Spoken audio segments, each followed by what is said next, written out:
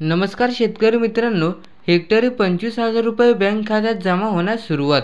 मित्रांनो, अतिवृष्टी, पूर्व चक्रीवादळ यासारख्या नैसर्गिक आपत्तीमुळे शेती पिकांचे नुकसान झाल्यास पुढील हंगामामध्ये उपयोगी पडावे याकरिता शेतकऱ्यांना निविष्ट अनुदान स्वरूपात एका हंगामात एक वेळेस याप्रमाणे राज्य आपत्ती प्रतिसाद निधीतून विविध दराने मदत देण्यात येते. मान्यता देण्यात आलेली आहे. तसेच राज्य आपत्ती प्रतिसाद निधीच्या इतर मान्य बाबींकरिता देखील विविध दराने मदत देण्यात येते.